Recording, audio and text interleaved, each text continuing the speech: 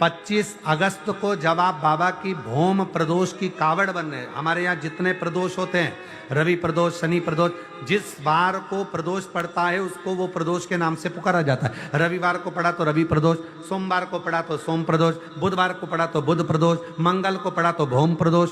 सारे प्रदोषों में कामना सिद्धि की प्रदोष अगर मानी गई है तो भौम प्रदोष को माना जाता है, मंगलवार को माना जाता है। मंगलवार के दिन, मंगल के दिन जब प्रदोष पड़ती है तो भौम प्रदोष कहलाती है। और उस दिन जब हम बाबा को कावड़, और अब की बार तो बाबा की बड़ी कृपा हुई है, जो 25 अगस्त को जो कावड़ सीहोर की भराएगी उस दिन भौम प्रदोष रहे बाबा की।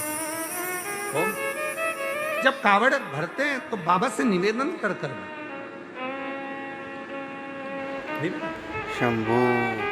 इसलिए हमने संपूर्ण बेटा बेटियों से कहा, आप आना अपना भाव लेकर, भगवान को जल चढ़ाना अपना भाव रखकर, और बाबा से प्रार्थना कर कर जाना कि बाबा मेरी अच्छी, बहुत अच्छी जॉब लगना चाहिए, बहुत अच्छी मेरी एजुकेशन होना चाहिए, मैं जो लक्ष्य लेकर आगे बढ़ी हूं वो मेरा लक्ष्य पूर्ण होना चाहिए। और अपनी मेहनत को 4 गुना करो, परिश्रम 4 गुना करो, और शिव जी पर लोटा भर जल चढ़ाते हो, फल मिलेगा। आज व्यक्ति क्या करता है कि वो विचार करता है कि मैं मंदिर चले गया और मैं पढ़ाई ना करूं, मैं किसी को अपना हाथ दिखाया और उसने कह दिया तेरे भाग्य में नौकरी नहीं है सरकारी और तुम घर में बैठ गए ना। उसने बताया ना कि तेरे भाग्य में सरकारी नौकरी नहीं है तो तू 4 गुना पढ़ाई करना प्रारंभ कर। अब उसके वचन को टाल कर बता, इतनी मेहनत कर, इतनी मेहनत कर कि उसके वचन पलट जाएं और तेरी सरकारी नौकरी लग जाए। तो तू शिव पर भरोसा तो कर, अपनी मेहनत, अपनी लगन, अपना परिश्रम कर कर आगे बढ़ो। सारी समस्या का हल सावन में। जय शंभू। पर मेरे भोले बाबा ने, मेरे शंकर भगवान ने जब इस जैसे जीव की भी स्थिति सुधार दी तो इतना भरोसा शिव पुराण पर जरूर है कि जो कथा सुनता है उसकी स्थिति भी मेरा बाबा जरूर सुधार, खाली नहीं भेजता और ना खाली रखता है।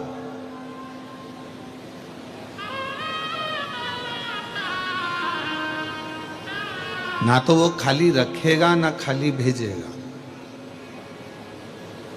उसका नियम है कि लंका का राजा रावण भी अगर उनके दरवाजे पर मांगने के लिए आया तो उसको भी खाली नहीं रखा। तारकासुर ने भी अगर कुछ मांगा तो उसको भी खाली नहीं रखा। और हिरण्याक्ष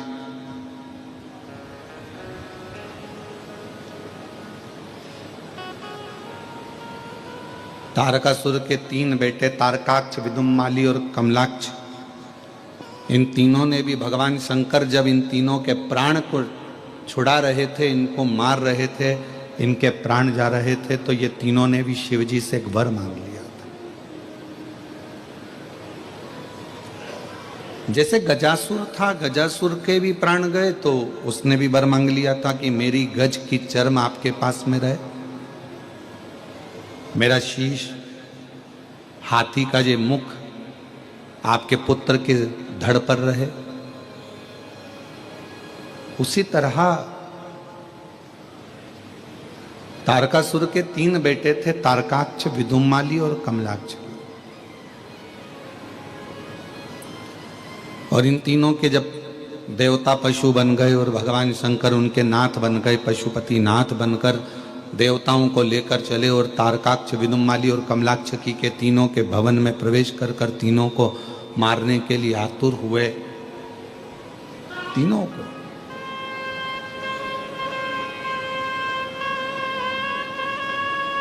और जब तीनों को मारने के लिए उत्सुक होते हैं, आतुर होते हैं, तीनों को मारने के लिए जाते हैं, तब भगवान शंकर का नाम पशुपति नाथ पड़ता है। तब शिवजी ने तारकाक्ष, विदुम्माली और कमलाक्ष की तीनों को मारने से पहले पूछा कि तुम्हारे पिता मेरी आराधना करते थे,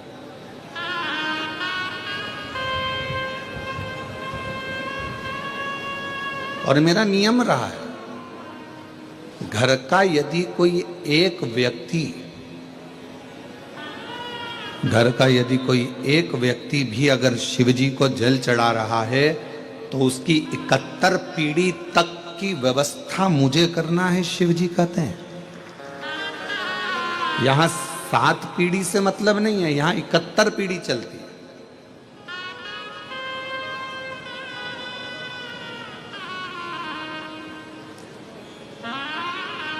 तो व्यवस्था तो मुझे करना है।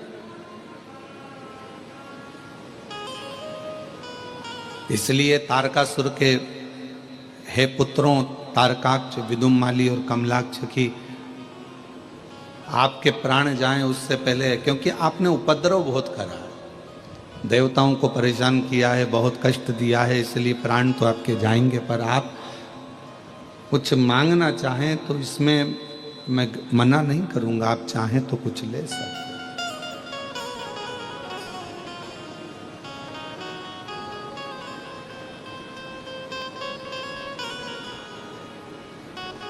आपका मन हो जो आप मांग सकते हैं। तो कहा इतना वर दे दो, आप पशुओं के देवता बनकर आए हो, पशुओं के नाथ बनकर आए हो, संपूर्ण ब्रह्मांड में आपका ये नाम जगत प्रसिद्ध हो और हम आपके हाथों से मरे तो आपका नाम पशुपति नाथ के रूप में पूजा आ जाए। पशुपति नाथ 3 क्रम हुए हैं हमारे शास्त्रों में। पहले नंबर पर है पाशुपत्य अस्त्र,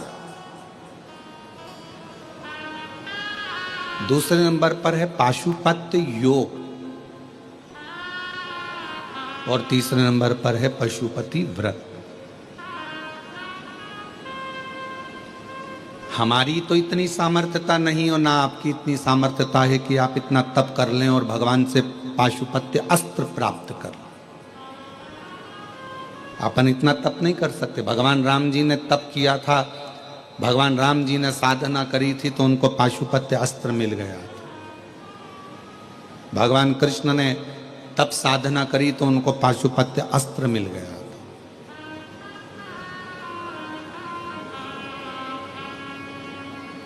तो आपकी और हमारी इतनी सामर्थ्यता तो नहीं है कि आप और हम पशुपत्य अस्त्र को प्राप्त कर सकें, भगवान शिव जी से उनका अस्त्र प्राप्त कर सके। ये हमारी और आपकी सामर्थ्यता और संसार के आज के व्यक्ति की सामर्थ्यता नहीं कि वो पाशुपत्य अस्त्र को प्राप्त करे। और इतना हम में और आप में भी तब बल नहीं है कि हम पाशुपत्य योग कर सके। तो फिर संसार के लोगों की सरलता के लिए तीसरे नंबर का क्रम बताया पशुपति व्रत। कलयुग का व्यक्ति क्या करेगा? ना तो उससे इतना तप होगा, ना उससे इतनी साधना होगी, ना उससे इतना आराधना होगी, तो फिर संसार के लोगों का उद्धार कैसे होगा? शंकर भगवान ने संपूर्ण विश्व के कल्याण के लिए 2 चीजें शिव पुराण ने दी है। थोड़ा सावधानी से ध्यान दीजिएगा कथा की ओर। आज कथा का विराम दिवस है, बहुत ध्यान दें।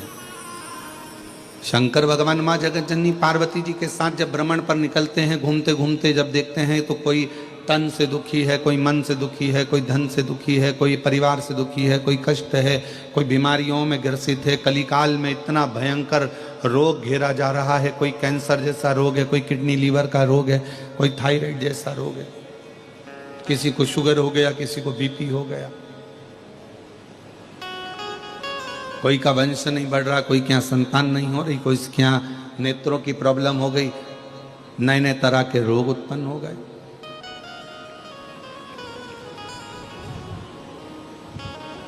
नहीं खा रहा व्यक्ति, बच रहा है, फिर भी रोग उसका पीछा नहीं छोड़ रहा।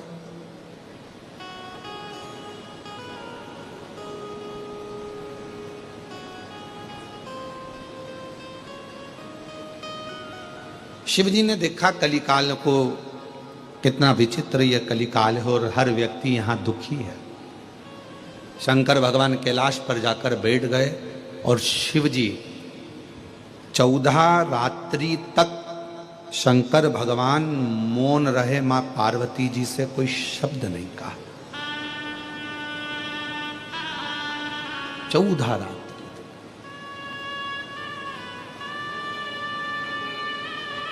चौदह रात्रि तक जब शिव जी ने कोई शब्द नहीं कहा, मां पार्वती जी देख रही हैं कि शंकर के मुख से 14 रात्रि तक कोई शब्द नहीं निकला।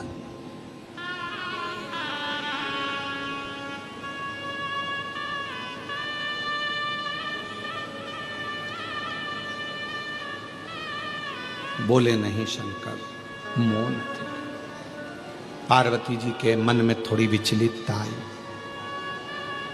पति अगर बात ना करे, पति अगर बोले ही ना, पति अगर बात ही ना करे तो पत्नी के मन में थोड़ा विचलितपन आता है कि ये बोल क्यों नहीं रहा, क्या हो गया।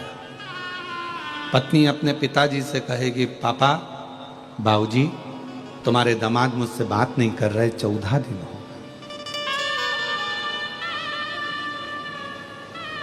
पार्वती जी विचलित थी। उन्होंने हिमालय राज्य को बोला कि पत्र लिखकर सूचना करी कि भगवान देवाधिदेव महादेव मुझसे नाराज हो सकता है, 14 रात्रि से मेरे से बात नहीं करी है, मुझसे बोले नहीं है, मौन है, शांत है, उनके मुख से कोई आवाज नहीं निकल। हिमालय राज्य ने पत्र लिखकर सूचना दी अपनी बेटी को, अरे पार्वती, मुझे लगता है शिवजी वापिस समाधि में डूब गए हैं। तब पार्वती जी ने पत्र व्यवहार में लिखकर भेजा कि शिवजी समाधि में डूबते तो मुझसे कहकर जाते। पति का एक नियम है, ऑफिस जाता है तो आवाज लगा कर जाता है, मैं जा रहा हूं। कोई काम से जा रहा है तो बोल कर जाता है कि मैं इस काम से जा रहा हूं। पति का एक नियम है और धर्मपत्नी का भी एक नियम है, वो पहले जाने से पहले सूचना देती है। और बिल्कुल हमारे यहाँ विवाह शादी में वचन जो बुलाए जाते हैं, 7 और 5 वचन में से एक वचन ये भी है कि घर की धर्म पत्नी जब भी अपने घर से बाहर निकले तो या तो वो अपने घर के बुजुर्ग, दादा ससुर हो, दादी सास हो, पिताजी हो, ससुर जी हो, सास हो या पति हो, घर में किसी ना किसी को सूचना देकर जाए कि मैं कहाँ जा रहा हूं। ये नीति है।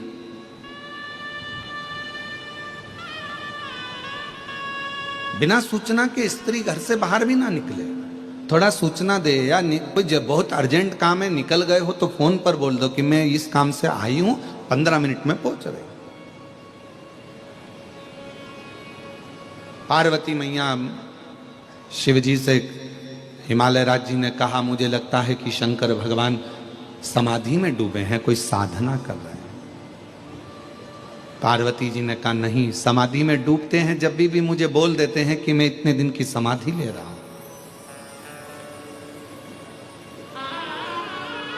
मैं 87,000 वर्ष की समाधि ले रहा हूं, मैं 50,000 वर्ष की समाधि ले रहा हूं, मैं इतने वर्ष की समाधि ले रहा हूं। शिव बोलते हैं, पर आज तो शंकर 14 रात्रि से बोले नहीं। शंभू, क्या करा जाए। तब हिमालय राज जी ने कहा कि शिवजी पर 1 लोटा जल समर्पित कर फिर पूछो। शिवजी की आराधना पार्वती जी ने करी, पर शंकर भगवान 14 रात्रि तक नहीं बोले। और आज पार्वती जी ने फिर शिवजी से प्रार्थना करी, एक बेलपत्र शंकर को समर्पित कर पूछा, आप मौन क्यों हो। शंकर भगवान कहते हैं कि आज मेरा हृदय बहुत रो रहा है, आज मेरा हृदय बहुत रो रहा है। पूछा क्यों, किस लिए। एक धर्म पत्नी ऐसी होती है जो पति का उदास चेहरा देखकर भी उसको प्रसन्न करने का प्रयास करती है। घाटा लग गया ना, कोई बात नहीं, तकलीफ है ना, कोई बात नहीं, क्यों टेंशन लेते हो, सब होगा, अच्छा होगा। जब कुछ अच्छे दिन अगर चले जाते हैं और बुरे दिन आ जाते हैं तो बुरे दिन भी जाएंगे और अच्छे दिन भी आएंगे, टेंशन क्यों लेना। और एक धर्म पत्नी का सबसे बड़ा कर्तव्य यही है कि अपने पति को डिप्रेशन में ना रखे। वो अगर चिंता में डूबा हुआ है ना तो थोड़ा सा बल खुद दे। क्यों चिंता करते हो, सब अपन ने ही जोड़ा है ना, सब अपन ने ही बनाया है ना, लोन भी लिया तो अपन ने ही लिया है ना, तो चुकाएंगे भी अपन। फैक्ट्री अपन ने बनाई है, दुकान अपन ने बनाई है, मकान अपन ने बनाया है, तो फिर चिंता क्या करना है उसमें? चलाएंगे भी अपन। और चिंता मत करो, दुनिया कुछ भी कहे, मैं तुम्हारे साथ में हूं, तुम्हें टेंशन लेने की जरूरत नहीं है। ये धर्म पत्नी अपने पति को बल, धर्म पत्नी अपने पति को ये बल प्रदान करे कि तुम क्यों चिंता करते हो, क्यों टेंशन लेते हो, क्यों चिंता में डूबे हुए, क्या परेशान, मैं हूं तुम्हारे साथ। और कदम से कदम मिलाकर चलने के लिए मैं तुम्हारा साथ कभी नहीं छोड़ूंगा। आदि शक्ति भवानी की जय, दुर्गा महारानी की। हमारे यहाँ ये जो नारा लगता है, आदि शक्ति भवानी की जय, दुर्गा महारानी की, शिव की आदि शक्ति पार्वती जी हैं और पार्वती जी की आदि शक्ति शिव है।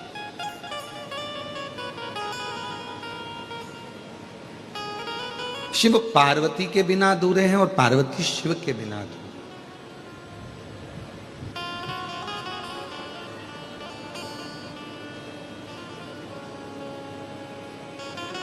कितना सुंदर कहा है विष्णु पुराण में।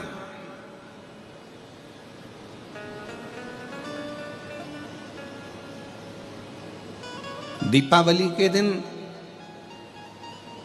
दुनिया के लोग लक्ष्मी जी की पूजन करते हैं, पर नारायण के साथ में नहीं, गणेश जी के साथ में करते हैं।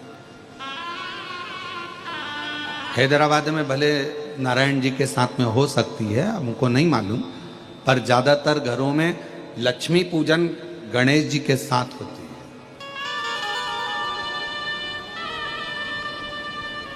दीपावली के दिन नारायण भगवान के साथ लक्ष्मी का पूजन नहीं हो रहा है।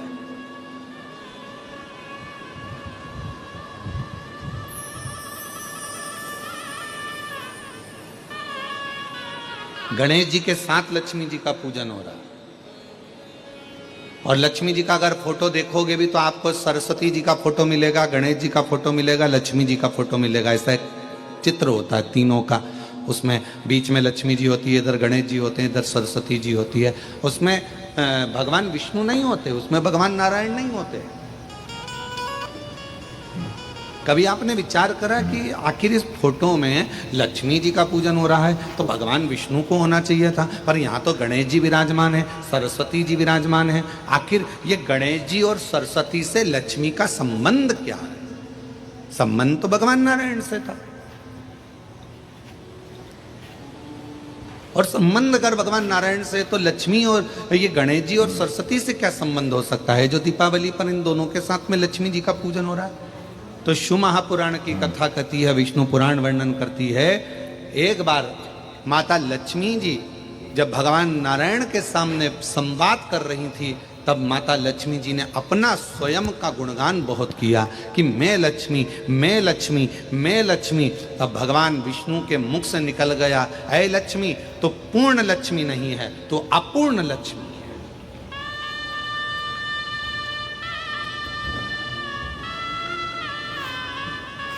लक्ष्मी जी रोने लगी, नैनों से जल बह गया, आप मुझे अपूर्ण लक्ष्मी कह रहे हो?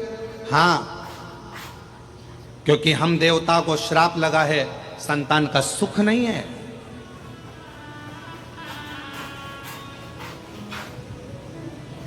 अपूर्णता, तुम्हारे यहां संतान नहीं तो अपूर्ण कहलाओगे। लक्ष्मी जी आंखों से आंसू बहाकर रोती रोती रोती रोती चल दी और मां सरस्वती के सामने पहुंच गई। और सरस्वती माता वहां बैठी हुई थी और माता सरस्वती ने पूछा, लक्ष्मी क्यों रो रही हो? लक्ष्मी जी ने कहा, आज मेरे पति ने मुझे अपूर्ण कहा है, तो क्यों रोना, चलो पार्वती के पास चलते हैं। सरस्वती का कहना मानकर लक्ष्मी जी पार्वती जी के पास गई, तो माता पार्वती जी ने देखा कि लक्ष्मी तू मेरी बेस्ट फ्रेंड होकर रो रही है। एक सच्चे मित्र की परिभाषा क्या है?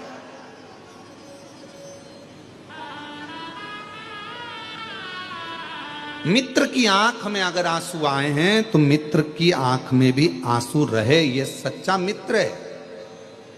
दोस्त को घाटा लगा और एक दोस्त अगर खुश हो रहा है तो वो दोस्त नहीं हो सकता, वो मित्र नहीं हो सकता। तू मेरी बेस्ट फ्रेंड होकर और तू रो रही है। सरस्वती जी से पूछा पार्वती जी ने कि ये क्यों रो रही है, तो कहा आज इसके पति ने इसको अपूर्ण कहा। तो पार्वती जी मुस्कुराकर बोली कि इतनी सी बात के लिए रो रही है, ले मैं तुझे आज पूर्ण कर देती हूं, आज मैं तुझे पूर्ण करती हूं लक्ष्मी, आज मैं तुझको पूर्ण कर देती हूं।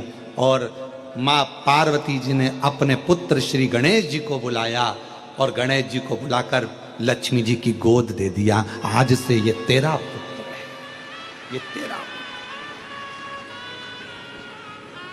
ये तो पूर्ण लक्ष्मी हो गई, पूर्ण लक्ष्मी।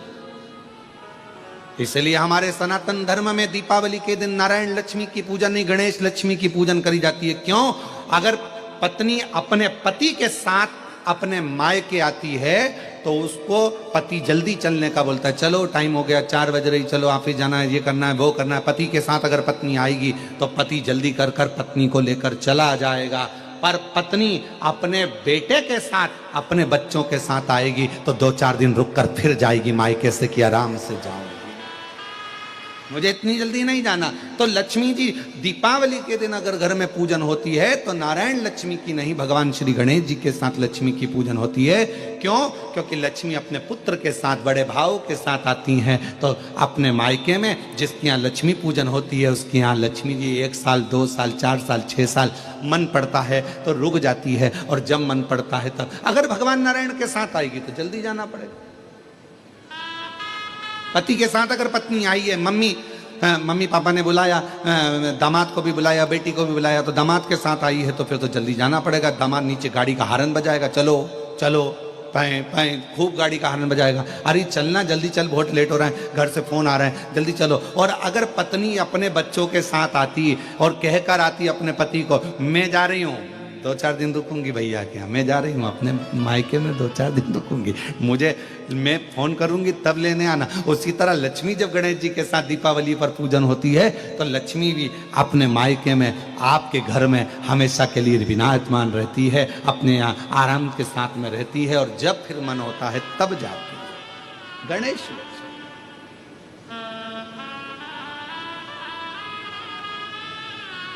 तो कैसे दुख हो?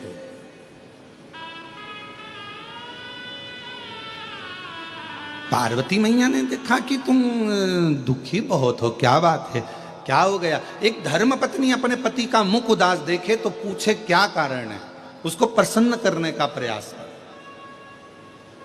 ऑफिस की चिंता है ना, कोई टेंशन नहीं, फैक्ट्री की चिंता है ना, कोई टेंशन नहीं, दुकान की चिंता है ना, कोई टेंशन नहीं, नौकरी की चिंता है ना, कोई टेंशन नहीं।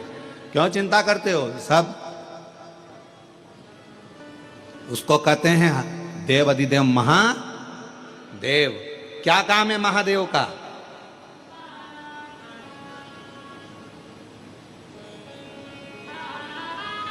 जब मछली का जन्म हो रहा था, जल में जब जीव जंतु को जन्म दे रहे थे, जल के जीव जंतु को, मगर को, मछली को, जल के कीड़े को, जल में रहने वाले जीवों को जब जन्म दिया जा रहा था, तब जल देव से पूछा गया था कि तुम्हारे अंदर ये मछली रहेगी, तुम्हारे अंदर ये जीव जंतु रहेंगे, ये पानी के जीव जंतु तुम्हारे जल में रहेंगे, क्या तुम इनको रखने को तैयार हो? तो जल नारायण ने कहा था तुम चिंता मत करो, हम बैठे हैं, जब तक मछली मेरे जल में रहेगी, जब तक जीव जंतु मेरे जल में रहेगा, उसको मैं मरने नहीं दूंगा। शंभू शंभू।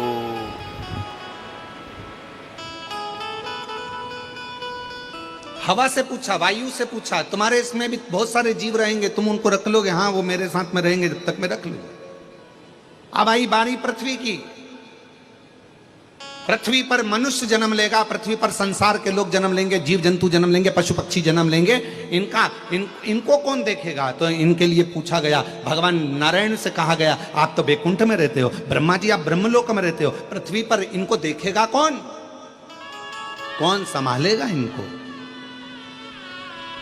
कई माता पिता तो ऐसे होते हैं कि बच्चे को जन्म देने के बाद उनके प्राण छूट जाते हैं। कोई ऐसी माता होती है कि बच्चे को जन्म दिया हॉस्पिटल में, उसके प्राण छूट जाते हैं। कोई पिता ऐसा होता है कि बच्चे को जन्म दिया, कहीं एक्सीडेंट आदि में चला जाता है, अकेला रह जाता है। कोई ऐसा होता है कि कहीं घूमने गए, पूरा की पूरा परिवार चले जाता है, एक छोटा सा बच्चा गाड़ी में बच जाता है। कई आप लोगों ने अखबारों में पढ़े होंगे, कई न्यूज़ों में देखे होंगे कि छोटा सा बच्चा बच गया, बाकी सब चले गए। तो आखिर ये इनको पालेगा कौन, इनको संभालेगा कौन? पृथ्वी पर जन्म लेने वाले इन जीव जंतु और मनुष्य को कौन देखेगा? तो कहा किससे पूछा जाए? तो कहा शिव जी से पूछा जाए। भगवान शंकर जी से पूछा गया, आप संसार में जन्म लेने वाले मनुष्य को, संसार सागर में जन्म लेने वाले जीव जंतु को संभाल लोगे?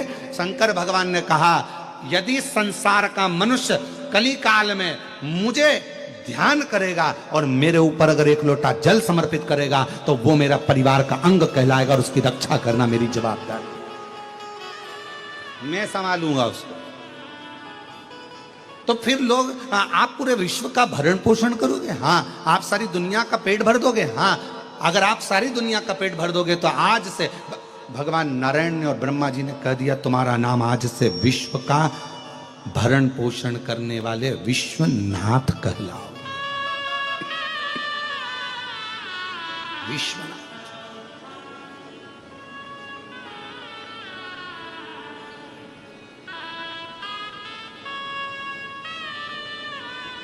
और शिव जी को लोग विश्वनाथ कहने लगे क्योंकि वो भरण पोषण करने लगे।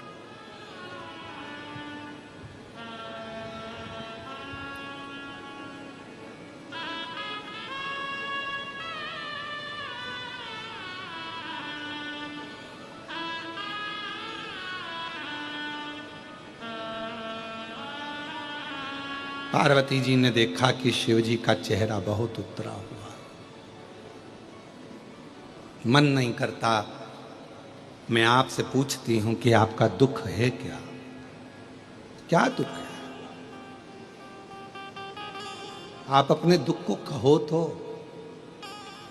घर का जो बुजुर्ग होता है, घर का जो बूढ़ा व्यक्ति होता है, घर का जो बड़ा व्यक्ति होता है,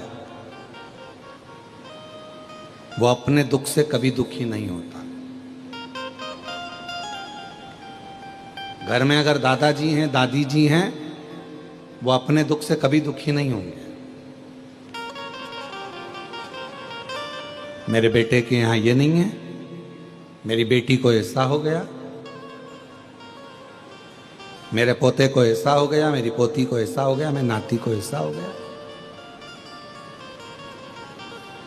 घर के जो बुजुर्ग होते हैं, घर का जो बूढ़ा व्यक्ति होता है, बुजुर्ग व्यक्ति होता है, वो अपने दुख से, उसका पांव दुखेगा तो चल जाएगा, अरे मेरा पांव।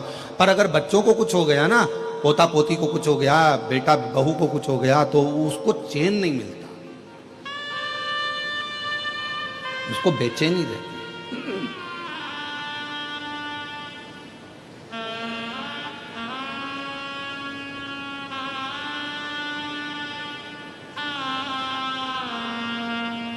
उसके अंदर उसको बेचैनी बनी रहती। हम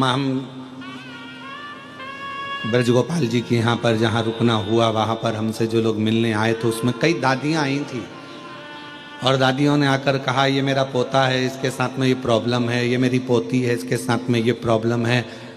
और दादी बेचारी खुद पाँव से ऐसी झुक नहीं पा रही है, बड़ी तकलीफ में दिख रही थी, पर उसने अपने लिए नहीं पूछा, उसने पूछा तो अपने पोता पोती के लिए पूछा, उसने अपने छोटे छोटे बच्चों के लिए पूछा।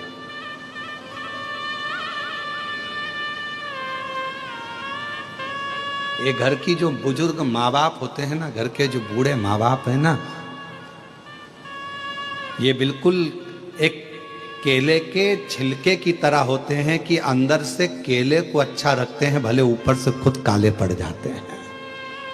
अंदर से केले को अच्छा रखा है और ऊपर से छिलका पूरा काला हो गया। जो घर के बुजुर्ग है ना, वो अपने घर को, अपने बच्चों को, अपने पोता पोती को, अपने बेटा बहू को, अपने बेटी दामाद को, अपने परिवार को अच्छा रखना चाहिए। ये श्रेष्ठ है। तो शिवजी, शंकर भगवान केवल देव नहीं है, जितने भी देवता हैं 33 कोटि देवताओं में शंकर जी की गिनती नहीं है। 33 कोटि देवताओं में शिव जी का नाम नहीं। शिव जी तो देवों के भी देव, महादेव है। वो देव नहीं, वो महादेव है।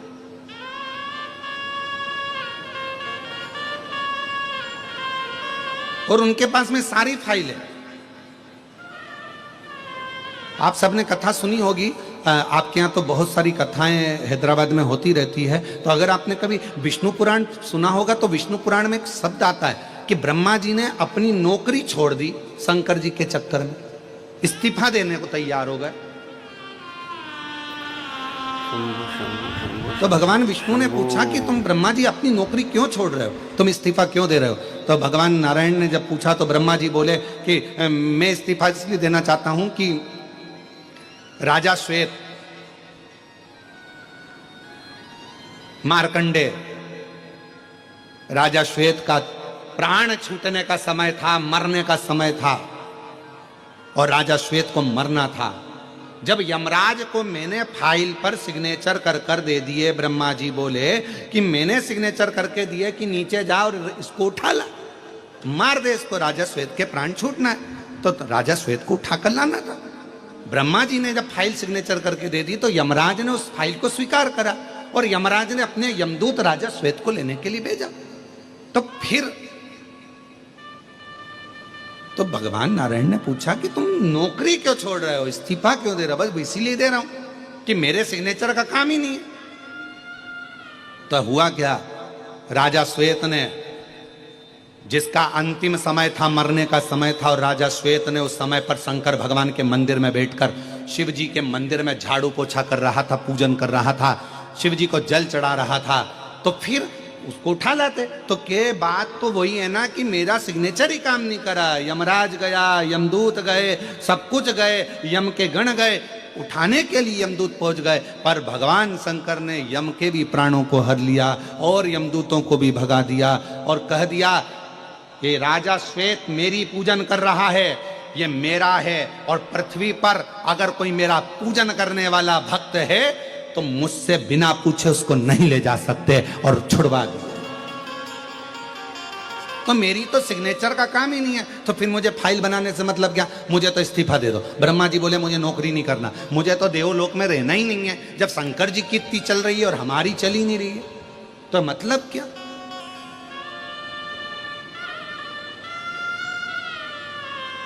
इसीलिए कहा जाता है सारे देवता हैं, सब देव हैं, और मेरा शिव, जम के बोलो, महादेव हैं।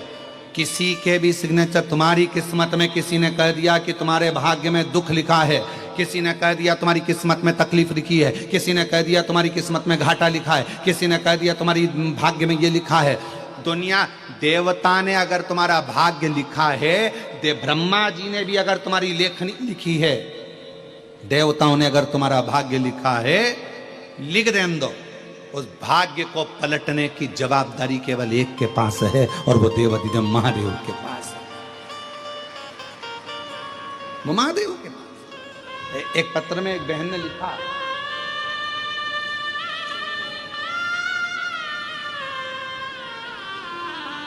मेरा नाम रोशनी है, मैं हैदराबाद मुरली नगर में रहती हूँ, मुझे हिंदी लिखना नहीं आता, इसलिए ये पत्र मैं दूसरे से लिखवा रही हूँ। धन्यवाद, प्रणाम। कहीं बैठी हो तो हाथ हिला सकती हैं। मेरा नाम रोशनी है, मैं हैदराबाद के मुरली नगर में रहती हूँ। कहीं बैठी हैं? आप ही हैं? आ जाइए, एक बेलपत्र ले जाना, आ जाइए। मेरा नाम रोशनी है, मैं हैदराबाद मुरली नगर में रहती हूँ। गुरुजी, मुझे हिंदी लिखना नहीं आता, इसलिए दूसरे से लिखवा रही हूँ। गुरुजी, मेरी शादी को 13 साल हो गए थे, लेकिन मुझे संतान नहीं थी। डॉक्टर ने कहा था मुझे संतान नहीं हो सकती, मैं कभी माँ नहीं बन सकती। हम लोग हार गए। फिर मैंने आपकी कथा सुनना प्रारंभ करी और मैंने पार्थिव शिवलिंग की पूजन की और मंदिर में जाकर साफ सफाई की, सेवा की। फिर आपके आशीर्वाद से भोले बाबा की ऐसी कृपा हुई, 2024 में बाबा की कृपा से मुझे संतान की प्राप्ति 13 साल के बाद, 13 वर्ष, 2024 में मुझे एक पत्र और भेजा है। मैं शालिनी बलराम कुलकर्णी, तेलंगाना राज्य के कामारेड्डी जिले के जुक्कल मंडल की रहने वाली हूँ। ठीक बोला है? हम पढ़ना जरा सही लिखा है? जुक्कल मंडल की रहने वाली हैं। कहीं बैठी हो तो हाथ हिला सकती हैं। जिन्होंने पत्र लिखा है अगर वो बैठी हो। शालिनी बलराम कुलकर्णी तेलंगाना राज्य के कामारेड्डी जिले के जुक्कल मंडल की रहने वाली। शंभो गुरुदेव, मेरे भाई की बेटी को पिछले 15 सालों से कोई संतान नहीं थी। वह निसंतान गुरुदेव शिव महापुराण की कथा में पिछले 6 सालों से सुनती हूँ। मैंने मेरी भांजी को गुरुदेव आपकी शिवपुराण की कथा सुनने को कहा और 3 बार पति पत्नी को पशुपति व्रत जी का वर्णन किया। मैंने जहां आपकी कथा का आयोजन किया जैसे नांदेड़, वहां से पूरी कथा सच्चे दिल से सुनने को कहा। मेरी भांजी वगैरह वहां कथा सुने और बाबा से प्रार्थना करी। उसने 2 बार पशुपति व्रत करा, 2 बार सफेद आंकड़े की जड़ का प्रयोग करा। पहले तो संतान 15 साल तक नहीं हुई और 2 बार व्रत करा। पहले व्रत में संतान नहीं हुई, पहले व्रत में गर्भ नहीं ठहरा। फिर उसने दूसरी बार करा और दूसरी बार जब करा तो उसने मुझे कहा, मासी ऐसा लगता है बुआ कि मुझे संतान नहीं होगी। पर दूसरी बार में बाबा ने उसका गर्भ ठहरा दिया और बाबा की कृपा से 15/8/2025 को बाबा की ऐसी करुणा हुई है। बाबा ने ऐसी, आज कितनी तारीख है? जम के बोलो। 17। और इसमें लिखा है उन्होंने 15 तारीख को, अभी जो 15 तारीख गई है, 15/8/2025 को बाबा की कृपा से 2 संतानों ने जन्म लिया, जिसके फोटो लगा रही हूँ। फोटो आप लोग एलईडी पर देख सकते हैं। एलईडी पर अगर चल रहा है एलईडी पर, तो एलईडी पर दोनों बच्चों के फोटो आप देख सकते हैं शिव की कृपा से। और एक पत्र और बड़ा सुंदर है।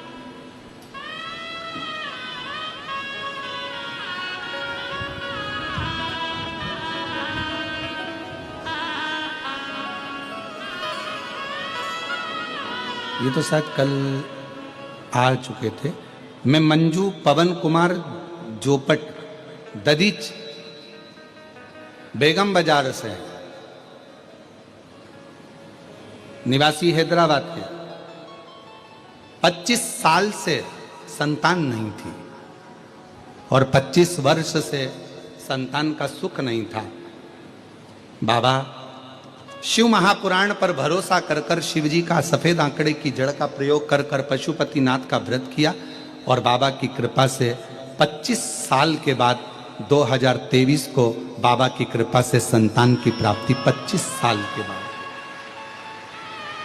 शिव कृपा। आ जाओ।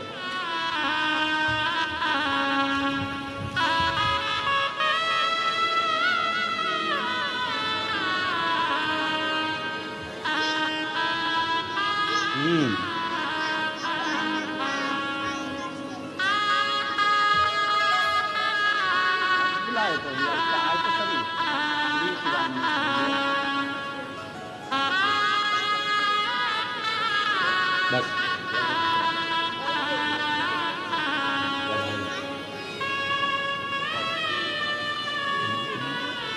बाबा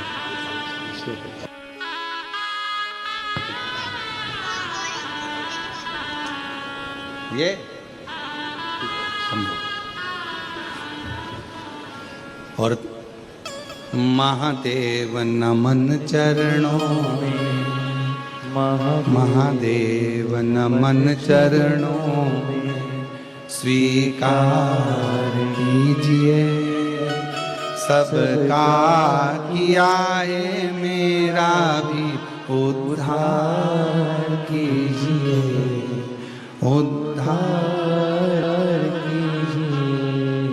महादेव नमन चरणों में, स्वीकार कीजिए सबका किया है, मेरा भी उद्धार कीजिए, उद्धार कीजिए। है त्रिपुंडधारी, है त्रिशूलधारी, है त्रिपुंडधारी, है त्रिशूलधारी। चरणों में तेरे बाबा जी पावन है चारों धाम। चरणों में तेरे बाबा जी पावन है चारों धाम। तेरी देव करते वंदना पूजे हैं सीताराम। तेरी देव करते वंदना पूजे हैं सीताराम। हो जाए पूरी कामना, हो जाए पूरी कामना। उपकार कीजिए सबका किया है मेरा भी उद्धार कीजिए, उद्धार कीजिए। महादेव नमन चरणों में स्वीकार कीजिए, सबका किया है मेरा भी उद्धार कीजिए, उद्धार कीजिए। शिव शिव शंकर शंकर ओगरदानी ओगरदानी। एक विश्वास, एक भरोसा, एक दृढ़ता शिव के करीब ले जाती, शंकर भगवान के नजदीक ले जाती।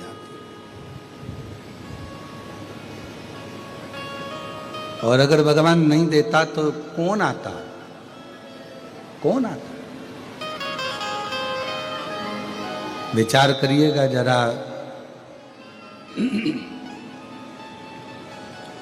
चींटी कभी नमक के डब्बे के पास नहीं जाती।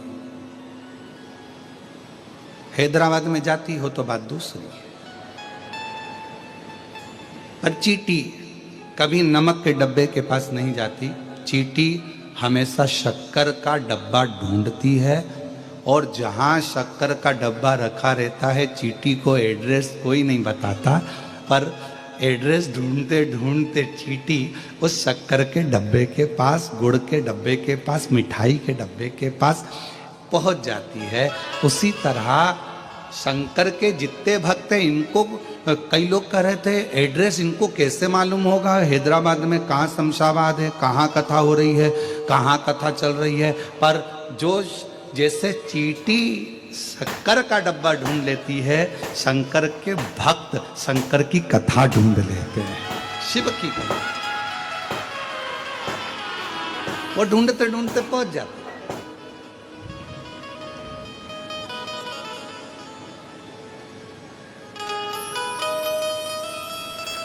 शंभू। और हैदराबाद में जितनी कथा हुई होगी ना, बड़े बड़े अच्छे वीआईपी हॉल में बैठने वालों के लिए वीआईपी ट्रीटमेंट, वीआईपी भोजन सब रखा जाता है, जिससे जो आए अच्छे से बैठे। पर हैदराबाद के इतिहास की यह पहली कथा है जिसमें लोग रोडों पर अपना दरी बिछाकर केवल कथा को सुनने के लिए बैठे। कथा सुनने, कोई वीआईपी ट्रीटमेंट नहीं, कोई चीज, बैठे।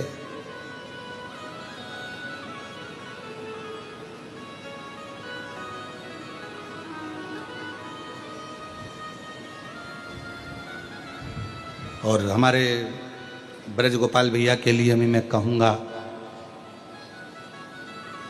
ऐसा भोजन भंडारा हम हर जगह कथा करने जाते हैं, वहाँ जजमान परिवार समिति भोजन भंडारा रखती है भक्तों के लिए, जो रात को रुकने वाले होते हैं ना, उनके लिए प्रसाद व्यवस्था रखती है। पर मैं ब्रज गोपाल भैया भूतड़ा परिवार को धन्यवाद देता हूँ। इस भूतड़ा परिवार की बेटियों को भी, दामादों को भी, इस घर की बहुओं को भी, इस घर के परिवार के सदस्यों को भी बहुत धन्यवाद देता हूँ कि ऐसा भंडारा जिसमें गुलाब जामुन बन रही है, रसमलाई बन रही है, और जिसमें अलग अलग व्यंजन बनकर ये आए हुए शिव भक्तों को जो रात भर इस पंडाल में रहते हैं, सोते हैं, कथा सुनते हैं, उनके लिए आपने व्यवस्था करी, उसके लिए धन्यवाद, धन्यवाद। साधुता है। और कितनी बड़ी बात है, एक कोई भाई कोई कल या परसों के दिन कोई गाड़ी भरकर सामान लाया होगा और ब्रज गोपाल भैया को मालूम पड़ा, तो ब्रज गोपाल भैया ने उसके हाथ जोड़कर कहा कि ये सामान आप वापिस ले जाओ। क्या पता शिव जी ने हमारे माता पिता की कृपा से कैसे हम पर करुणा करी है, जो हमारे परिवार में कथा हो रही है, हमको तुमसे कुछ नहीं चाहिए, बस कथा सुनो और आनंद लो। कितना कितना साधुता, कितनी कृपा है।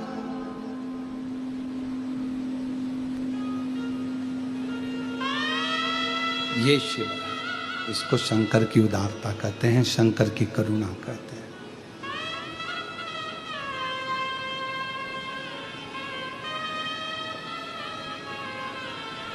धन्य इस भूतड़ा परिवार की बेटियां हों, चाहे दामाद हों, चाहे इस घर की बहन बेटियां, बुआ हो, फूफा हो, मामा हो, काका हो, चाचा हो, सबको बहुत अंदर से आज गर्व होना चाहिए कि शंकर जी के आप कोई साधारण व्यक्ति नहीं, आप शिव की बेटियां हो, शिव के परिवार के सदस्य हो, शिव परिवार, शिव शिव। पार्वती जी ने पूछा कि आपका मन उदास दिख रहा है, आप बड़े उदास दिख रहे हो, क्या बात है, क्या हुआ?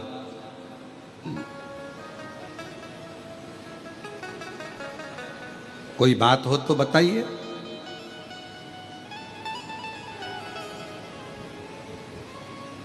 शंकर भगवान बोले कि कलिकाल की स्थिति देखकर मेरे को थोड़ा सा दुख हो रहा।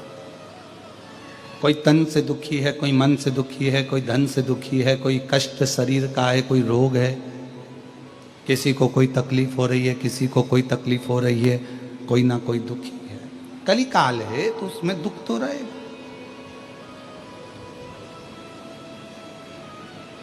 पार्वती जी ने कहा तो फिर क्या करना है? इनके दुखी होने से तुम दुखी हो जाओगे तो काम चल जाएगा क्या? नहीं चलेगा ना। तो पार्वती जी ने कहा कि आपको दुनिया के लोग करुणा का सागर कहते हैं। कर्पूर गौरम करुणावतार संसार सदा वसन्तं हृदयारविन्दे भवं भवानी शैतं। आपको दुनिया के लोग करुणा का सागर कहते हैं। तो एक काम करो ना, दुनिया के दुख मिटाने के लिए कुछ ऐसा प्रस्तुत कर दो कि संसार के लोगों के पास में अगर आप नहीं पहुंच पाओ तो आपकी करुणा तो पहुंच जाए। शिव जी ने कहा पार्वती तुम बिल्कुल सत्य कहती हो, और आज दुनिया के दुख मिटाने के लिए आज शिव करुणा का एक स्वरूप प्रकट करता। शंकर भगवान ने अपने नेत्र बंद किए और भगवान शंकर ने नेत्र बंद कर कर अपनी नेत्र बिंदु को नीचे गिराया। 14 रात्रि तक जो शंकर भगवान मौन रहे थे, 14 रात्रि के नेत्र अश्रु को भूमि पर गिरा दिया। गिराते से ही वहाँ एक पौधे ने जन्म ले लिया। उस पौधे से एक मुखी से लेकर 14 मुखी तक रुद्राक्ष जन्म ले लिए। 14 एक मुखी से लेकर 14 मुखी तक रुद्राक्ष प्रकट हो गए। शिव जी ने कहा सुनो पार्वती, कली काल में संसार सागर में दुनिया के लोगों पर कितना भी दुख होगा, और अगर उसके नजदीक में, उसके गले में, उसके करीब में अगर एक रुद्राक्ष होगा तो उसका दुख मिटाने की जवाबदारी मेरी होगी। उसका दुख मैं मिटाऊंगा। इसलिए कुबेरेश्वर धाम से दुनिया का, भारत की भूमि पर 12 ज्योतिर्लिंग के मध्य में विराजमान है कुबेरेश्वर धाम। भारत की भूमि का एक ऐसा धाम है कुबेरेश्वर धाम, जहाँ से प्रसाद के रूप में कुछ मिले कि ना मिले, पर प्रसाद के रूप में एक रुद्राक्ष जरूर मिलता है, और वो रुद्राक्ष आपकी जिंदगी को संवार देता है। एक रुद्राक्ष जिसको लोग तांबे के कलश में गलाते हैं, शिव जी को जल चढ़ाते हैं और उस जल को पीते हैं, चाहे बड़े से बड़ा कितना भी रोग है, कितनी भी तकलीफ है, कितना भी कष्ट है, दुनिया के लोगों को विश्वास है सीहोर के रुद्राक्ष पर। और ऐसे कई लोग बैठे हैं जिन्होंने हम इतने ये पत्रों का तो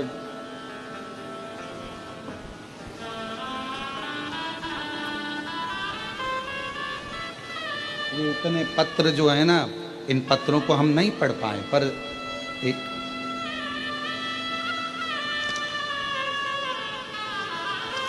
इन पत्रों में इतने पत्र हैं कि हम इन पत्रों को किसी ने अपने फोटो, किसी ने अपना कुछ लगा कर भेजा है। हमारे पास इतना समय नहीं कि हम पत्र भी इतने सारे पढ़ लें, ये हमारे पास में इतना, क्योंकि कथा भी कहना है और इतना पत्र लोगों ने भेजा है कि उस जिनके कार्य हुए हैं और बाबा ने जिनको दिया है, इसमें कैंसर हो, थायराइड हो, बीपी हो, शुगर हो, ये पत्रों का भंडार। और पत्र बाहर पीछे भी रखे होंगे, देव जरा, इतना पत्र लोग भेजा है। ये पत्रों में क्या है?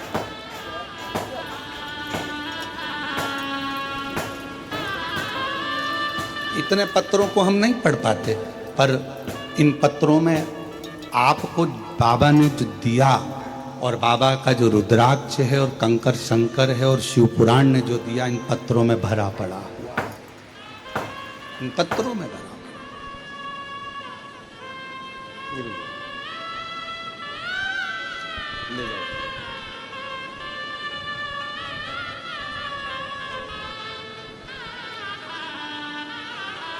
इन पत्रों में भरा पड़ा हुआ आपका विश्वास। और अभी फिर कहते हैं इस व्यासपीठ के माध्यम से, आपने 5 दिन की शिव पुराण की कथा सुनी, किसी ने 1 दिन सुनी, किसी ने 2 दिन सुनी, किसी ने 3 दिन, किसी ने 4 दिन, किसी ने 5 दिन, जितने दिन भी श्रवण करी है, ये विश्वास के साथ कहते हैं कि अगली कथा कहीं पर भी होगी तो आपका भी पत्र उस व्यासपीठ पर जरूर होगा, आपका भी पत्र उस व्यासपीठ पर होगा। उसका इंतजार बाबा देव अधिदेव महादेव की इस कथा में हमको भी रहेगा।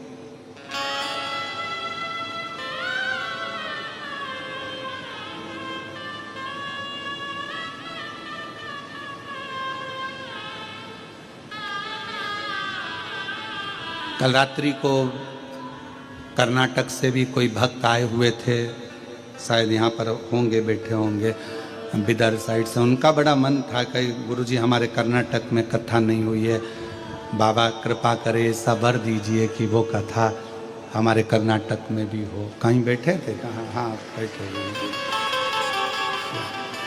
दोनों पति पत्नी 5 दिन से कथा सुन रहे हैं और बाबा से केवल एक आश लेकर आए हैं कि हमारे कर्नाटक में भी कथा हो। ऐसा ही बाबा की करुणा वहां भी।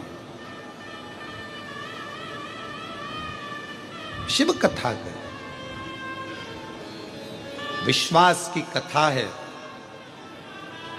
दुनिया की दृष्टि में यह शिव महापुराण की कथा है, पर यदि हमसे कोई पूछे कि सीहोर वाले महाराज तुम बताओ क्या ये शिव पुराण की कथा है, कई लोग कहते हैं ये शिव पुराण की कथा महाराज तो बाँचता ही नहीं है, महाराज को शिव पुराण बाँचना आती ही नहीं है। और बिल्कुल सत्य कहते हैं लोग कि सीहोर वाले महाराज को शिव पुराण बाँचना आती ही नहीं है। और हम भी कह रहे हैं हमें नहीं आती शिव पुराण बाँचना, क्योंकि हम पुराण बाँचते ही नहीं हैं। हम तो शंकर भगवान की करुणा जो हुई है उसको बाँचने के लिए बैठते हैं, शिव की लीलाओं को बाँचते हैं। जो कह रहे हैं ना कि सीहोर वाले महाराज को तो कथा बाँचना नहीं आती, शिव पुराण नहीं आती, कोई शिव पुराण उनको बाँचना आती है, तो तुम भी कमेंट्स में कह दिया करो बिल्कुल सही कह रहे हो, उनको तो आती ही नहीं है, उनके बस की नहीं है शिव पुराण बाँचना। अपने बाप का चरित्र बाँचना किसी औलाद के बस की बात नहीं होती कि वो अपने बाप का चरित्र बाँचे। बाप को पहचाना कौन है? बच्चे कहते थे पापा हम तुम अच्छे से जानते हैं, पर तुमने जाना क्या? जिसने भूखा रहकर प्यासा रहकर खुद ने कीपैड का मोबाइल चलाकर तुझे एप्पल का दिलाया है, तो उस बाप को क्या जानेगा? जिस मां ने खुद अपने तन पर अच्छे आभूषण नहीं पहने और अपनी बहू के चढ़ावे में अच्छे आभूषण दिए हैं, तुम उस मां को क्या जानो? तो कोई दुनिया के लोग कहें तो ये अतिशयोक्ति, कोई कह दे तुमसे किसी और वाला महाराज को तो शिव पुराण भी नहीं आती है, अच्छे से कुछ बाँचना भी नहीं आता, तो बिल्कुल सत्य, मैं अपने बाप के चरित्र को बिल्कुल नहीं बाँच सकता। वो तो मेरा बाप खुद, मेरा शिव, मेरा शंकर, मेरा उघड़दानी, मेरा शंभु, खुद व्यासपीठ पर बैठकर जो उसको बोलना होता है वो बोल देता है। मैं उसका क्या गुणगान, वो सबके लिए। और इस व्यासपीठ से फिर कहूं, यहां कथा नहीं, ये कथा नहीं, जमीन पर चूने से एच लिखा होता है, हेलीपैड देखकर हेलीकॉप्टर उतर जाता है, स्टेशन देखकर ट्रेन रुक जाती है, बस स्टैंड देखकर बस रुक जाती है। उसी तरह जैसे हेलीपैड देखकर हेलीकॉप्टर उतरता है, शिव भगवान की कथा जहां होती है वहां स्वयं शंकर 7 दिन 5 दिन उतरता है, और वो आकर देखता है किसको क्या चाहिए, क्यों आए हैं, इतनी आस लेकर, विश्वास लेकर, आंखों से आंसू बह रहे हैं। कोई खड़े होकर कथा सुन रहा है, कोई जमीन पर सो रहा है, पानी पड़ा है, कीचड़ हो रहा है, जगह नहीं मिल रही तो भी रात का विश्राम कर कर मेरे लिए इतना बेचैन होकर कथा का इंतजार कर रहा है। क्या चाहिए इसको? शिव देखता है, शिव देखता है, इसको क्या चाहिए? तब मेरा बाबा भोलेनाथ आपको पंडाल में पड़ा हुआ देखकर कहता है कि अब चिंता मत करना, तुम मेरे दरवाजे तक आ गए, अब मैं तेरा दुख मिटाने तेरे दरवाजे तक पहुंच जाऊंगा, तकलीफ नहीं देख सकता। और कृपा की ना हो जो आदत तो सुनी रे अदालत तुम्हारी, वो उसके ऊपर है। सबका किया है मेरा भी उद्धार कीजिए, उद्धार कीजिए, है त्रिपुंडधारी, है त्रिशूलधारी, महादेव नमन चरणों में स्वीकार कीजिए, सबका किया है मेरा भी उद्धार कीजिए, उद्धार कीजिए। बाबा बस तुझसे यही आस है। शिव ने रुद्राक्ष प्रकट कर दिया। 12 ज्योतिर्लिंग का मध्य बिंदु है कुबरेश्वर धाम।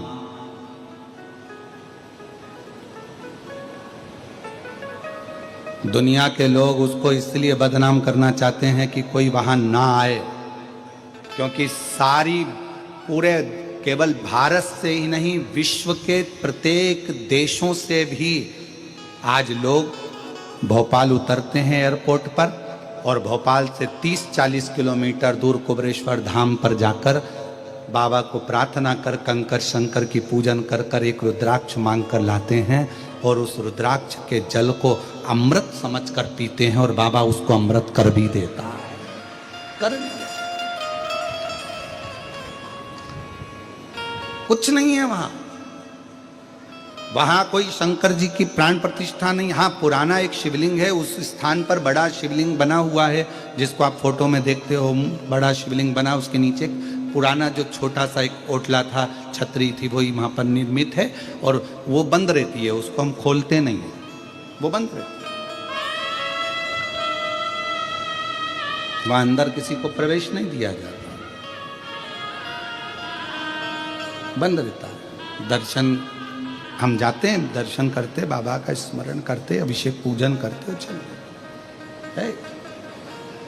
छोटा सा उठला, उस ओटले पर छोटा सा शिवलिंग, उसी पर बड़ा वो शिवलिंग बना दिया जो आजकल आप फोटो में देखते हो, और उसके आगे एक बड़ा पत्थर का मंदिर बन रहा है।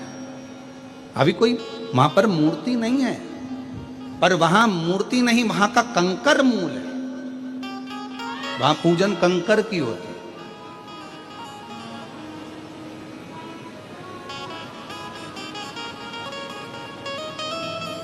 शिव जी ने अपने तन से रुद्राक्ष को प्रकट किया, नयनाश्रु से प्रकट किया।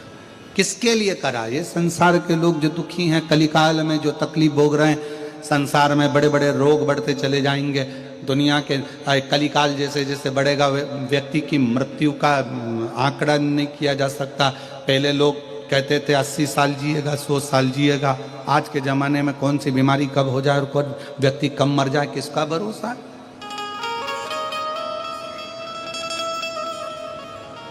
किसका भरोसा? हवाई जहाज में बैठकर, फ्लाइट में बैठकर लोग विदेश जा रहे थे, पूरी की पूरी फ्लाइट रह गई। उत्तराखंड में पूरा की पूरा गांव बह गया। किसकी मृत्यु का कब ठिकाना, किसको मालूम? कौन को मालूम?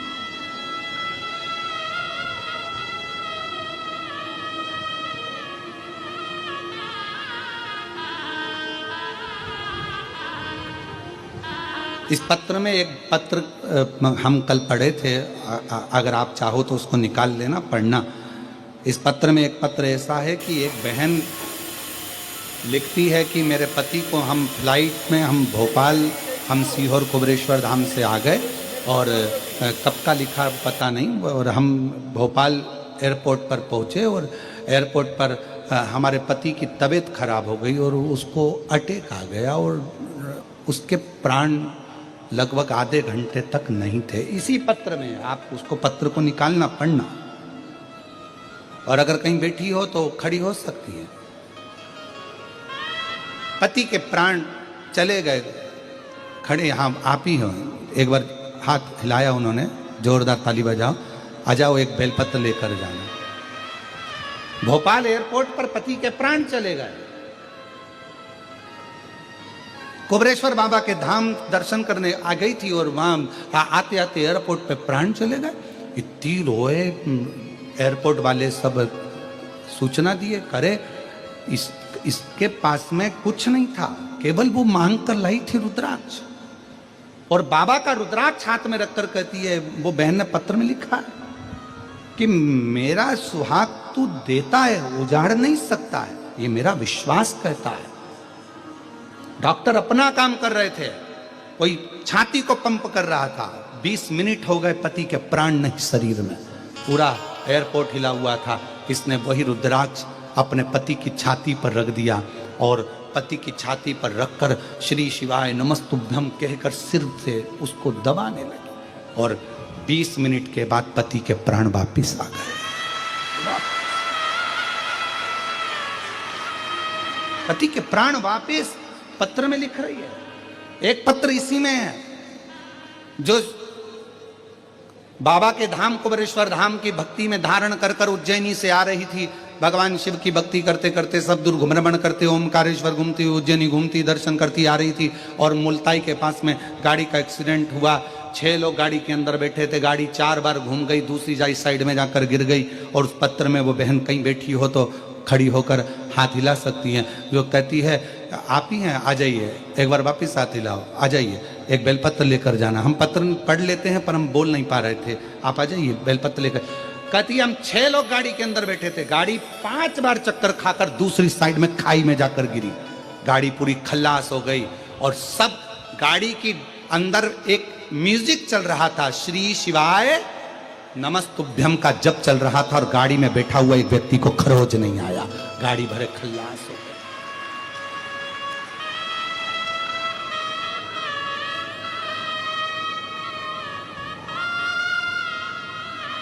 और महादेव नमन चरणों में स्वीकार कीजिए, सबका किया है मेरा उद्धार कीजिए, उद्धार कीजिए। त्रिपुंडधारी, हे त्रिशूलधारी, हे त्रिपुंडधारी, हे त्रिशूलधारी। हो जाए पूरी कामना उपकार कीजिए, हो जाए पूरी कामना उपकार कीजिए। सबका किया है मेरा भी उद्धार कीजिए। हे त्रिपुंडधारी, हे त्रिशूलधारी, हे त्रिपुंडधारी, हे त्रिशूलधारी। 20 मिनट तक, आधे घंटे तक पति के प्राण नहीं थे और वो रुद्राक्ष पर विश्वास, भरोसा, दृढ़ता पति के प्राणों को वापस लेकर आया। ये शिव तत्व करता है। शरणों में तेरे बाबा जी, पावन है चारों धाम। शरणों में तेरे बाबा जी, पावन है चारों धाम। तेरी देव करते वंदना, पूजे सीताराम। तेरी देव करते वंदना, पूजे सीताराम। हो जाए पूरी कामना, हो जाए पूरी कामना। उपकार कीजिए, सबका किया है मेरा भी उपकार कीजिए, उद्धार कीजिए। एक विश्वास, शिव जी कहते हैं मैंने पार्वती पूरे संसार सागर के उद्धार के लिए करुणा का एक स्वरूप, एक अवतरण मैंने इस रुद्राक्ष को अपने द्वारा प्रकट किया। अपने द्वारा रुद्राक्ष को। और सुनो पार्वती, संसार का मनुष्य इस रुद्राक्ष के महत्व को नहीं जान पाए। वो तो शिव महापुराण की कथा है जिसके माध्यम से लोग रुद्राक्ष को जाने, रुद्राक्ष को पहचाने।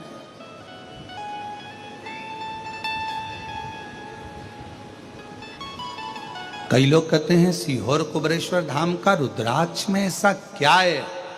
हम कहते हैं जब लेकर जाओगे कुबरेश्वर धाम से मांग कर, जब हाथ फैलाकर लेकर जाओगे, विनय कर कर लेकर जाओगे, तो वो रुद्राक्ष केवल रुद्राक्ष नहीं, मेरा शंकर तुम्हारा दुख मिटाने स्वयं जाएगा। स्वयं स्वयं जाएगा।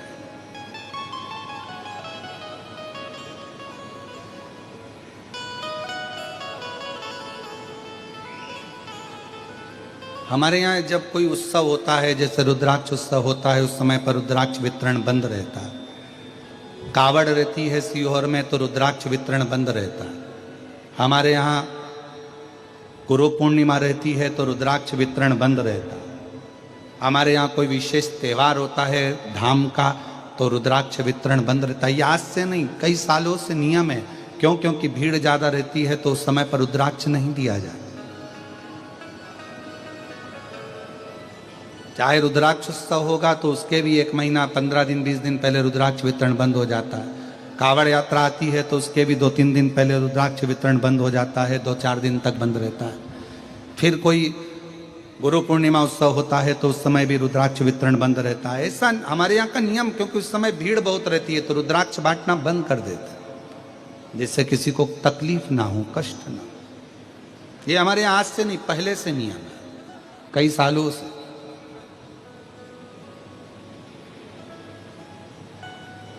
और लोग बदनाम किस चीज को करते हैं कि रुद्राक्ष बट रहा था, ऐसा हो गया, वैसा हो गया, भगदड़ हो गई, और उसको लोग ध्यान तो देते नहीं है कि जब उत्सव होते हैं तो रुद्राक्ष वितरण बंद रहता है।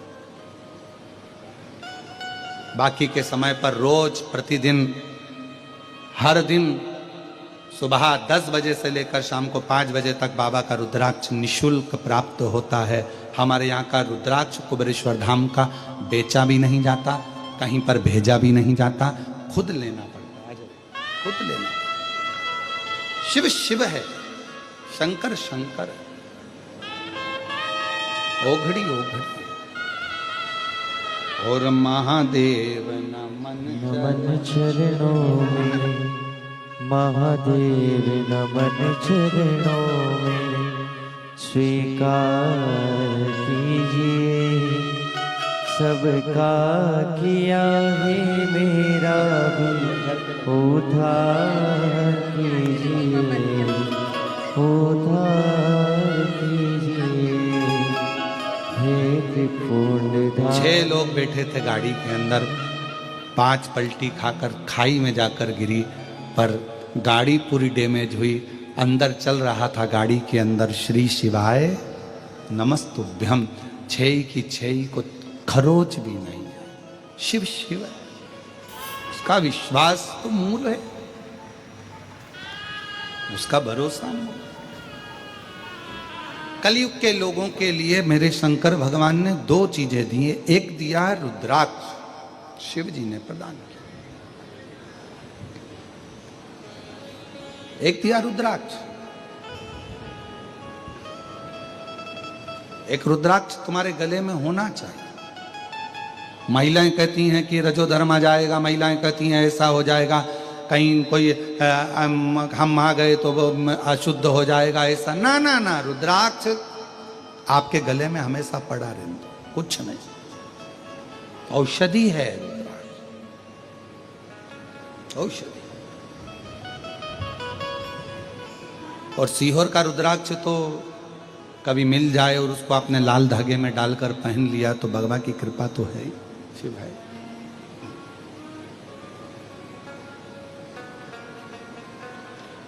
औषधि। शिव जी ने 2 चीजें कलिकाल में दुख को मिटाने के लिए, संसार के लोगों को सुखी करने के लिए 2 चीजें दे दी मेरे शंकर भगवान। पहले नंबर पर क्या दिया, जम के बोलो, रुद्राक्ष। और दूसरे नंबर पर शिव पुराण की कथा कहती है भगवान शंकर का कलिकाल के लोग, कलयुग के लोग, संसार के लोगों के पास इतना बल नहीं रहेगा, तप नहीं रहेगा, साधना नहीं रहेगी, इतनी तपस्या नहीं कर पाएंगे, तो ये मेरा पाशुपत्य अस्त्र नहीं ले सकते, पाशुपत्य योग भी नहीं कर सकते। तो कलयुग में शंकर भगवान कलिकाल के दुख को मिटाने के लिए तीसरे नंबर की चीज दे रहे हैं। और वो ना तो पाशुपत्य अस्त्र के लिए कर रहे हैं, ना पाशुपत्य योग के लिए कर रहे हैं। फिर उन्होंने तीसरी चीज दे दी, दूसरे नंबर पर दिया है पशुपति व्रत। ये कलयुग काल के लिए। शिव महापुराण के पहले कोई नहीं जानता था पशुपति व्रत को, क्योंकि ये ऐसा व्रत है कि आपको किसी के आगे हाथ नहीं फैलाना पड़ता। ये ऐसा व्रत है जिसको मनुष्य जब चाहे तब किसी भी सोमवार से चालू कर सकता है। 5 सोमवार का ये व्रत होता है। पहले सोमवार, दूसरे सोमवार, तीसरा, चौथा और 5 सोमवार का व्रत होता है। 5 सोमवार को एक ही मंदिर के अंदर जाकर पूजन करी जाती, मंदिर नहीं बदला जाता। सोमवार के दिन पूजन की थाली जो सुबह मंदिर जाती है पूजा करने के लिए, आप पूजा की थाली में सारा अभिषेक पूजन का सामान लेकर मंदिर जाते हो, शिव जी का पूजन करते हो, वही थाली वापिस घर पर आकर ढक कर रख दी जाती है। शाम को फिर वही थाली वापिस प्रदोष काल में पूजन के लिए जाती है। उसमें प्रसाद जाता है एक पात्र के अंदर, 3 हिस्से करने के लिए दोना या कागज या जो भी सामग्री आपके पास में हो वो जाता है। 6 दिए जाते हैं, 6 दीपक जाते हैं मंदिर के अंदर। मंदिर में पूजन वगैरह उसी थाली से, जो तुमने सुबह पूजन करी थी उसी थाली से होती है। पूजन करने के बाद में 6 दिए जमीन पर रखे जाते हैं, 5 दिए प्रज्वलित करे जाते हैं, जलाए जाते हैं। प्रसाद के 3 हिस्से करे जाते हैं। एक दिया नहीं जलाया जाता, रखा जरूर जमीन पर जाता है पर जलाते नहीं। 5 दिए मंदिर में लगाकर प्रसाद के 3 हिस्से कर कर बाबा को पहले व्रत के दिन बाबा से प्रार्थना करो। प्रसाद के 2 हिस्से मंदिर में छोड़ो, 1 हिस्सा अपनी थाली में रख लो। जो दिया नहीं जला है उसको थाली में रख लो। बाबा को प्रणाम कर कर, बाबा आज मेरा पहला पशुपति व्रत है, बाबा स्वीकार करना। पशुपति व्रत का नियम है कि एक समय फलाहार, एक समय भोजन आप कर सकते हैं, पर भोजन शाम के समय करें। और भोजन करने से पहले जो प्रसाद आप लेकर आए हो मंदिर से, वो प्रसाद पहले आपको खाना है। प्रसाद नमकीन नहीं जाता, मीठे का जाता है। बाजार का बना हुआ प्रसाद नहीं जाता। घर में मीठा भात बना लो, मीठे चावल बना लो, हलवा बना लो, सीरा बना लो, खीर बना लो, जो घर में बना सकते हो मीठा वो लेकर। अपना जो प्रसाद का हिस्सा लेकर आते हो उसमें से ना तो पोता पोती, परिवार, पत्नी, बच्चा किसी को नहीं देना है, खुद को खाना है। जिसका व्रत होता स्वयं उसमें से हिस्सा नहीं। प्रसाद जितना भगवान शंकर के लिए बनाया जाता है कढ़ैया में, तबेली में, भगोनी में, वो पूरा की पूरा जाता है। ये नहीं कि कढ़ाई में आपने आधा छोड़ दिया और आधा लेकर मंदिर चले गए और फिर मंदिर में 3 हिस्से कर दिए, ऐसा नहीं हो सकता। जितना बनेगा उतना पूरा की पूरा ही जाए। जो 6 नंबर का दिया है, जब प्रसाद का हिस्सा लेकर घर में आओ, घर के अंदर प्रवेश करने से पहले सीधे हाथ में, अपना सीधा हाथ राइट हैंड पर बैठ जाओ। घर के बाहर राइट हैंड में दिया लगा दो। घर के बाहर 6 नंबर का दिया यहाँ प्रज्वलित कर दो, जला दो। बाबा को प्रार्थना कर कर घर में प्रवेश कर जाओ। प्रसाद का जो हिस्सा है भोजन करने से पहले वो खाओ, फिर भोजन करो, सात्विक भोजन करिए।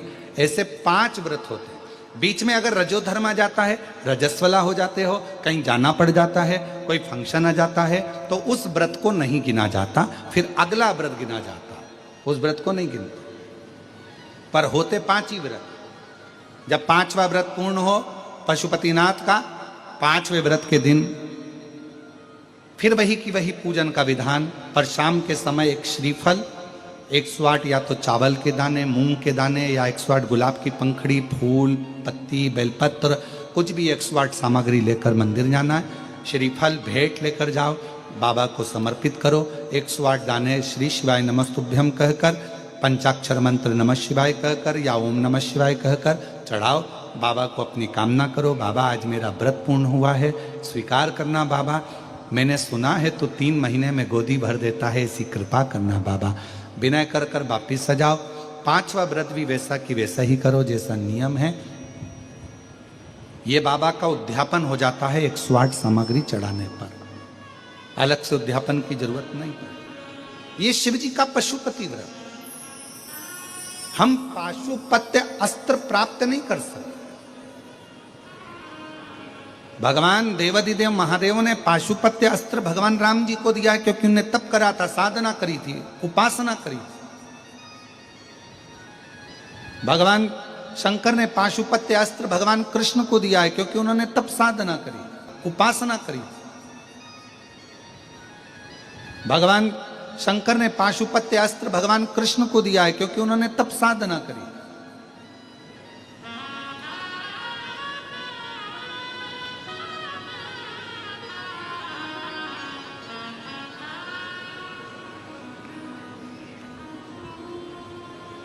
आप उससे निवेदन विनय कर, और तेरे डमरू की धुन सुन के मैं काशी नगरी आई हूँ। तेरे डमरू की धुन सुन के मैं काशी नगरी आई हूँ। तेरे डमरू की धुन सुन के मैं काशी नगरी आई हूँ। तेरे डमरू, सब बोलो, सुन के मैं काशी नगरी आई हूँ। मैं काशी नगरी आई हूँ। काशी